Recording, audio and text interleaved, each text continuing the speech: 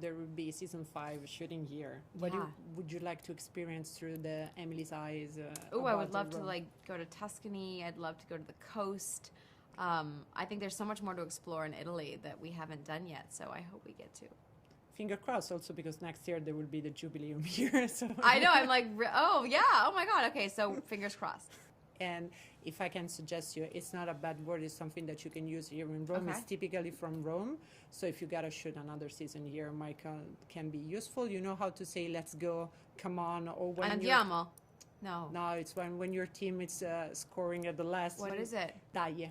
Dai? Dai. So you can use it here in Rome and everybody will say, yeah, let's she's go. Local. Dai. Amazing, thank you. And how much is important for you that you portrayed her? She always, also if she's afraid, she always speaks her mind, you know, also in situation at work or in life. We get intimidated sometimes to do that. How much is encouraging for you, not just for the younger generation, for all of us, to see this aspect of Emily? I think it's very, very important because we don't all have our stuff figured out all the time. And sometimes we need to ask for help, and sometimes we need to just vocalize how we're feeling in order to find the answer ourselves. And it was really important for me to show Emily's vulnerability this season because she hasn't really broken yet. There weren't that many moments of breakdown or vulnerability in the first few seasons, and I really just wanted her at this point to feel safe with her coworkers and her friends and her relationships, to have a safe space to break down and to feel more vulnerable, and also just makes it more relatable. A lot of relatable. Yeah.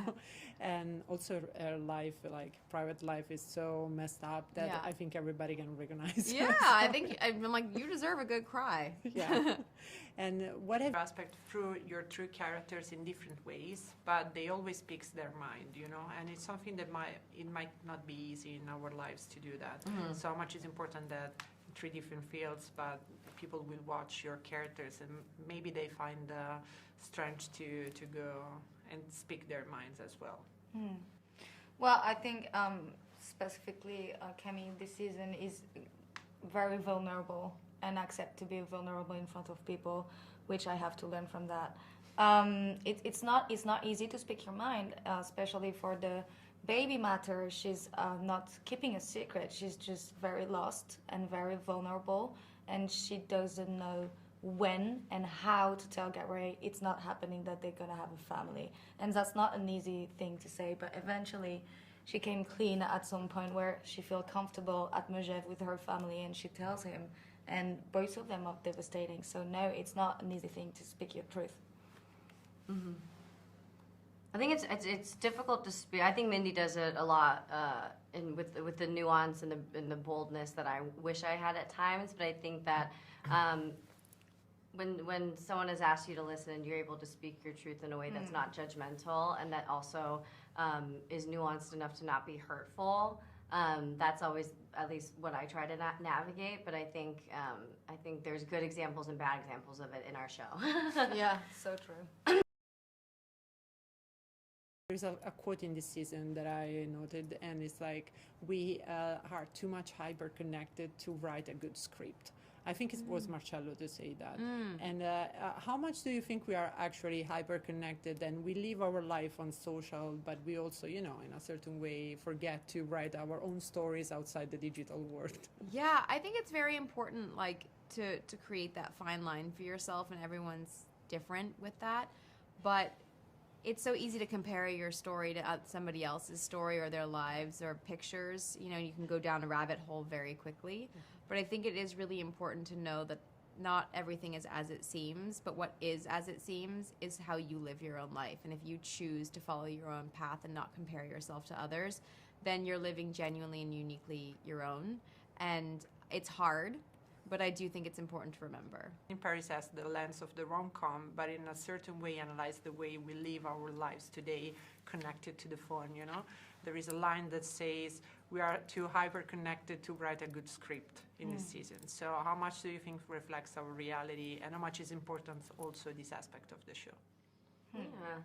I think that it was Luke who said that, right? And I think he was saying it in the context of the particular plot that he's talking about would definitely have not worked today because there were no phones back then, and there's different things. But I think that I mean, I think there's pros and cons to really everything, you know, and I think that embracing how the world has evolved has opened certain pathways for cinema, and also it's like why we are so nostalgic with like the cinema of the past as well.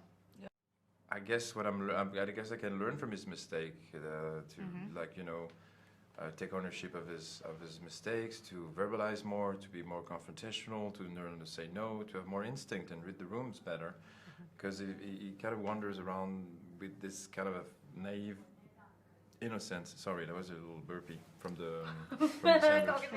Yep. We were talking about speaking your truth. Here it is. Doesn't get any more real.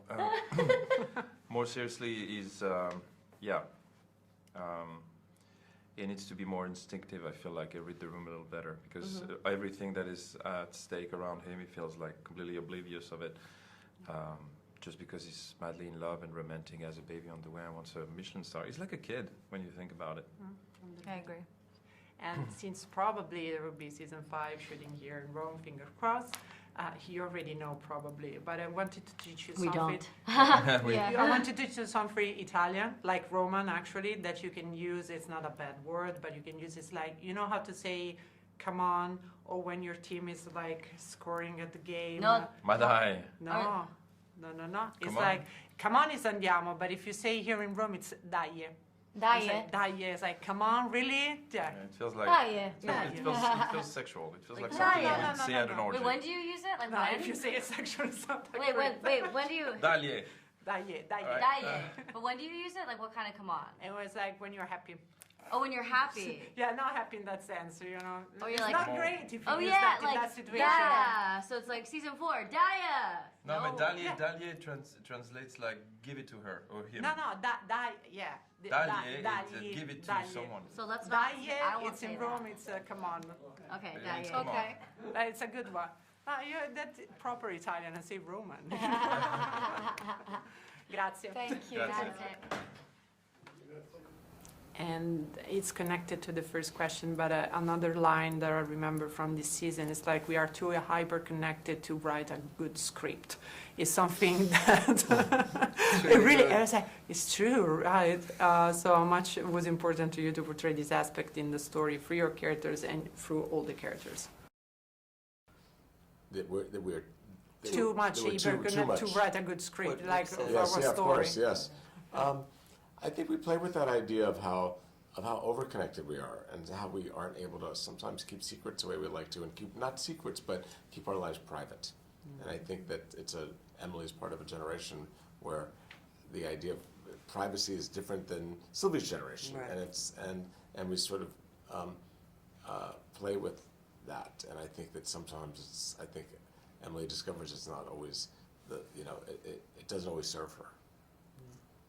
And you know, it's always fun to say, but because I think they tell that Italians and French are like cousin, because we are so similar. You make fun of that in the show in a nice way, you know, who has the good wine, who has the best wine, fashion. What have you learned? I know that you have spent a lot of time here in Italy. What have you learned about the things that we are really similar or not, in your opinion?